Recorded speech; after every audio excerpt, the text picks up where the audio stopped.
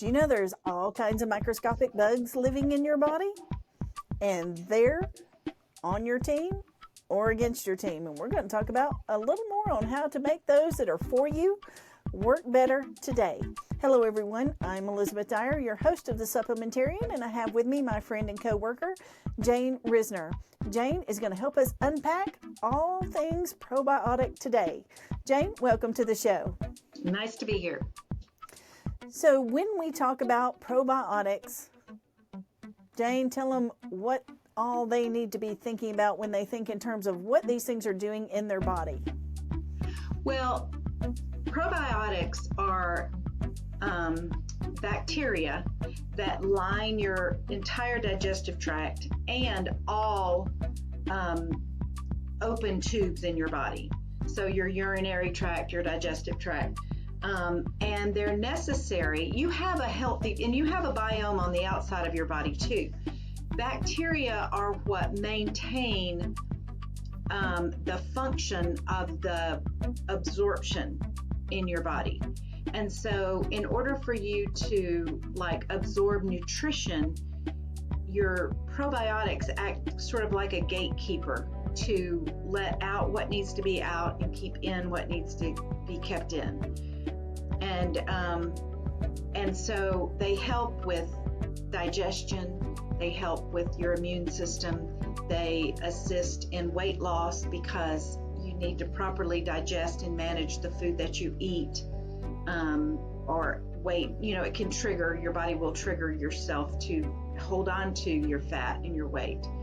And they help give you a calm mind, and they help with cognitive function.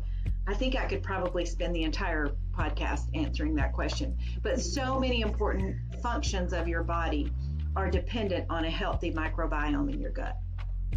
Yeah, and you mentioned something really important. It's not just within our gut that they affect. They affect our urinary tract. They affect our liver. They affect our sinus cavity. And they affect your mood. Yeah. Who would think a microscopic organism in your body can affect your mood? But it does. And so if you find yourself you're always in a bad mood, maybe you need to think, is my gut out of whack? Am I missing some probiotics here that I need? And different ones do different things. So we have some very specialized probiotics and some general everyday ones.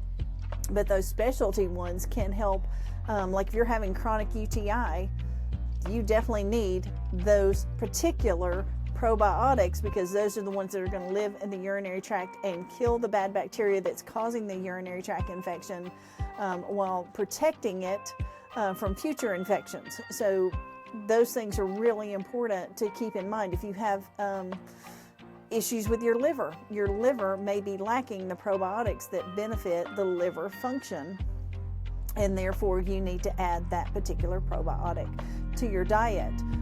Same thing if you're having constant sinus infections and things like that, then your body may be lacking those particular probiotics, and it may need those so that it functions optimally.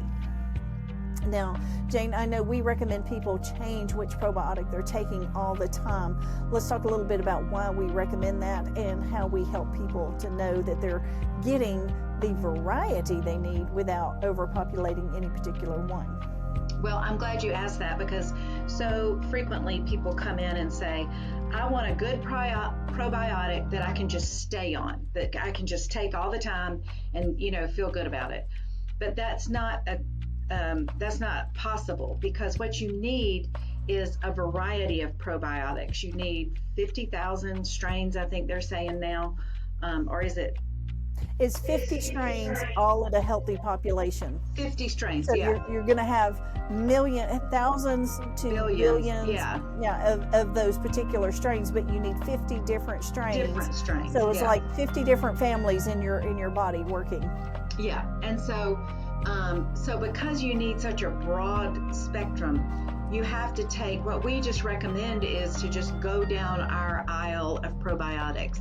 Like if you take this one this month, you finish that bottle, and you get a bottle of the next one the next month. It'll have some different varieties in there, and in the next one the next month. And at the same time, if you come down with, like Elizabeth said, if you're trying to lose weight, maybe you want to take we have this really good product called Slim Probio, and it's engineered to help you and has a couple of other supplements in it that are kind of good for weight loss. So there are probiotics that are targeted for certain aspects of your body. So if you need any of those, you just stop taking what you were taking. You throw in the one for either losing weight, or maybe there's an oral probiotic if you have particular problems with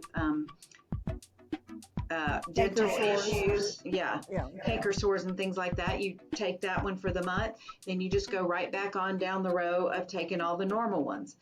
And so the other thing is, if you've been on an antibiotic and or if you're having IBS and particular problems, you definitely want to choose this one and take at least 1 to 2 rounds of this, because it has the studies behind it to show it has the 3 strains. It only has 3 strains, so it's not one you can just stay on all the time. But it has the 3 strains that help replace what most antibiotics destroy. And it also helps, it is targeted to help with irritable bowel syndrome. And so which is that product again? It is the Terry Naturally Flourishur. I guess y'all might not be able to read it, but you can remember the orange label, and you can come in and ask. We all know what it is. So, but it's really, really good for that. And he does a lot of the research, and he studies, and there's independent studies that show these particular strains that it contains helps with irritable bowel and to replace what probiotics destroy, and also in the prevention of C. diff. And so it's just an amazing probiotic that is put together and formulated really nicely. The other thing I like to say about probiotics when you're looking to start a probiotic is that you want to start with one of the lesser strains and lower dose, because what will happen in your body is when you take in the healthy bacteria and it starts to try to find its spot in there, it's going to flush out the unhealthy bacteria like the candida and the yeast type bacteria and yeast that will grow in there. And so you will get some diarrhea that comes with that. And so I recommend starting low and let it build up slowly, where you don't have such a stomach upset with it. It's not bad. It's not, for most people, and some people have already had trouble with constipation anyway, and they welcome that disruption. But in most cases, you just start with one of the lower doses. One of this now acidophilus is a great one to start with. And then you just feed it some fiber. You start your probiotic, and once you get a few weeks in, then you start your fiber intake, and the healthy flora in your stomach in your intestines will eat fiber. That's its nutrition, and sometimes some of the B vitamins help nurture it too. So, and that's just how you create a healthy gut for yourself. It's really not rocket science. It's not hard. You notice the results pretty quickly if you're having a problem. And it's just one of those simple things that probably all of us should be doing. Absolutely. And it's important because our gut health has to stay that way all the time. Yeah. Anytime we eat sugar, which is one of the reasons why we don't always recommend yogurt, because even though you're getting probiotics in yogurt, you're getting a lot of sugar, and that sugar feeds actually the bad bacteria. And so you can actually be counteracting the positive things you're getting by feeding the bad bacteria, because the bad bacteria kill the good bacteria. And so you create this war that's continually going on where you're feeding both sides at the same time. And we don't want to do that. We want to feed only the good bacteria and keep them going. And fiber, as we mentioned, she was talking about the probiotics eating the fiber. That is the prebiotic that you'll hear about in some of these. And the majority of our probiotics contain that fiber with it. but you can always add additional fiber to your diet, because most of us don't get enough fiber in our diets anyway. So we have psyllium husk and other forms, apple pectin and things like that, other forms of fiber. And fiber is what you feed this army, so that you keep your healthy army, the army that's on your side, the army that's working for you, working their best by giving them that fiber to keep them going. And then now there's also a lot of talk of post-bacteria, and post-bacteria is really just the good bacteria dying off and then getting broken down and utilized in another form in the body, so that that population continues to stay stable. So bacteria, like anything else, has its own life cycle, and so you're feeding it, it's growing, it's going to die off, and then you want to keep having it growing at a good steady population, so that that population remains healthy and your gut remains healthy, and so does your liver and your sinus cavity and your urinary tract and every other part of your body. So again, if you're experiencing any of those things, we can help you find the right one to fit your health needs, so that you can stay feeling your best as much as possible every single day. Because if we don't deal with something early, we've got to deal with something when it's bigger, and that's even harder. So the quicker we deal with something, the faster we can get over it. Like if you have the slightest tinge of a urinary tract infection, don't wait until you're 5 days or a week down and you're in severe pain. Start treating it immediately. While that bad bacteria is at its lowest population, as soon as you have a symptom, you're like, I know there's some bad bacteria in here, I need to kill those out, and do it as fast as possible to prevent the ongoing and more reoccurring problems that happen if we don't deal with something as it happens. All right, Jayne, anything else we need to mention on probiotics? Not that I can think of.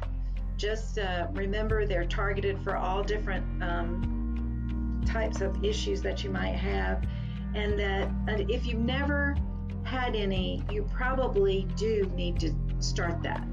You know, most people do need to have some, and your body can build its own good flora in itself if you eat perfectly, or if you take a probiotic for a while and feed it with the fiber and maybe a little, like a low dose B vitamin, a B50 complex or something like that.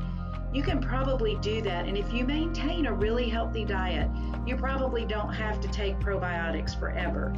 And it's one of those things that probably, as long as it's healthy, it's not going to hurt you to skip a month here and there, or skip a week, something like that. But to just in general be aware of that, be conscious of it, and to be using them all along the way is such a benefit to your health and your vitality and the energy that you have.